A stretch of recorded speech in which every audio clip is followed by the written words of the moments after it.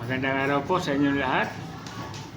Ang pag-uusapan po natin ngayon ay may kinalaman po sa weight or timbang ng ating mga warrior.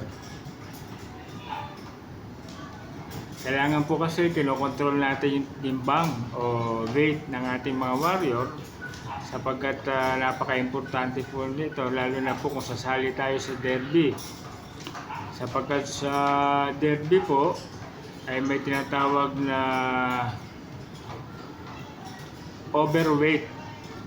May penalty po yan. Kapag nag-overweight ang inyong warrior, ay may penalty po yan. Hindi naman po pwedeng underweight, kasi pag underweight, may penalty rin. Kaya napakahalaga po na makontrol natin yung timbang ng ating mga warrior. Bilang backyard breeder, napakahalaga po na ma-maintain natin ang tamang timbang at kondisyon ng ating mga warrior. Kailangan mapanatili natin na sila ay active, sila ay healthy, at maganda ang kanilang galawan. Napakahalaga po ng tamang timbang dahil unang-una, kapag mabigat po ang timbang ng ating mga warrior, makaka-apekto po ito sa kanilang balance. Makaka-apekto rin ito sa kanilang galawan. Siyempre, babagal ang kanilang movement o kilos. Makaka-apekto rin ito sa kanilang mga activity. Kapag sobrang kanilang timbang, siyempre, maaring bumigat ang kanilang galaw. At isa pa sa makaka-apekto rito ay mabilis sila mapagod. Kapag masyado silang overweight, mabilis silang mapagod at mabagal kumilos. Kapag naman kulang sa timbang o underweight ang ating mga warrior, mapapansin mo na sila ay nangihina. Mapapansin mo na sila ay pumapayat at hindi maganda ang kanilang conditioning. Kaya napaka-importante ng tamang balance ng kanilang timbang. Isa sa pinakamahalaga ay kailangan ay makontrol natin ang kanilang timbang. Ngayon, sa pagkontrol ng tamang timbang, kailangan natin ng tamang feeding program. Kailangan dapat po ay tama yung dami ng feeds na ipapakain natin sa ating mga warrior. Kailangan na regular yung schedule ng pagpapakain natin sa ating mga warrior. At kailangan hindi rin sobra-sobra ang gagawin nating pagpapakain sa ating mga warrior. Napakahalaga po na kailangan ay quality lagi yung mga feeds na ibibigay natin sa kanila. Quality yung feeds, malinis yung feeds, at malinis na inumin araw-araw. Hindi rin po maganda na kailangan pabago-bago yung routine natin sa pagpapakain. Kailangan po kung ano yung routine natin na ginagawa natin pagpapakain sa ating mga warrior, kailangan na sundin natin yung tamang routine. Kung tayo ay nagpapakain sa umaga, pakainin natin sila sa tamang oras. Kung tayo nagpapakain sa hapon, ganun din, pakainin natin sila sa tamang oras. Hindi po pwedeng pabago-bago yung routine ng papapakain natin sa kanila. Maaari maka-apekto ito sa kanilang kondisyon at sa kanilang overall health wellness. Napakalaking tulong din ng exercise para makontrol natin ang kanilang timbang.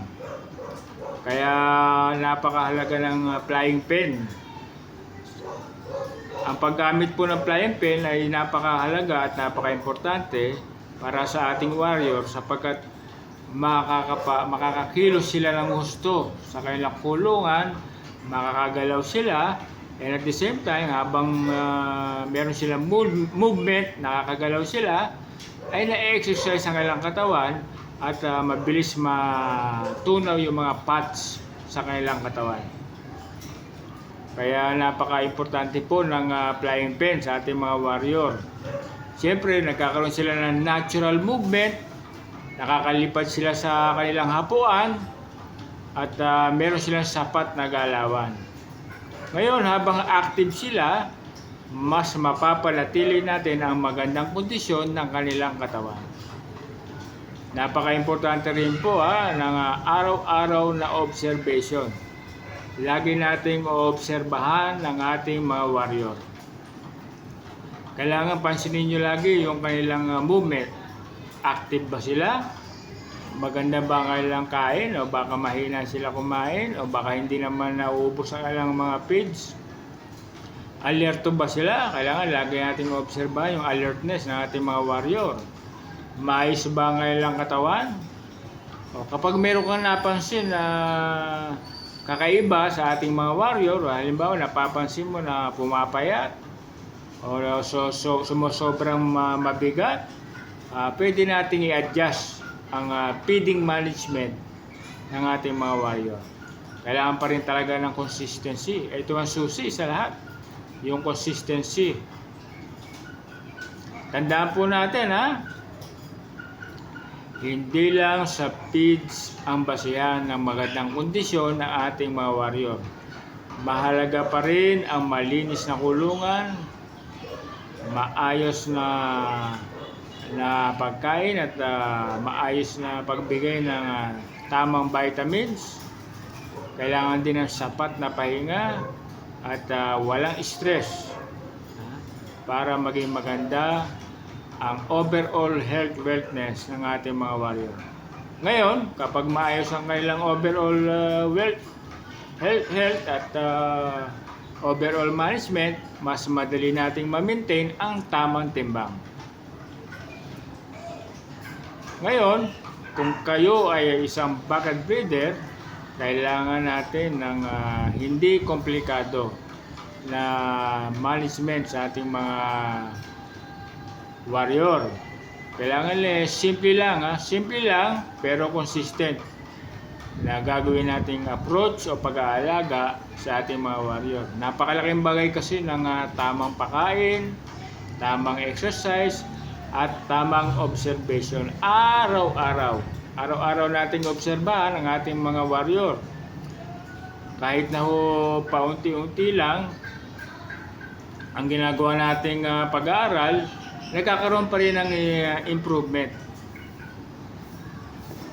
Kaya hanggang dito na lang po mga ginawang magmamano, mga senyores. At huwag niyo pong kalimutang mag-like, mag-share, mag-comment at mag-subscribe. Maraming salamat po sa inyong suporta.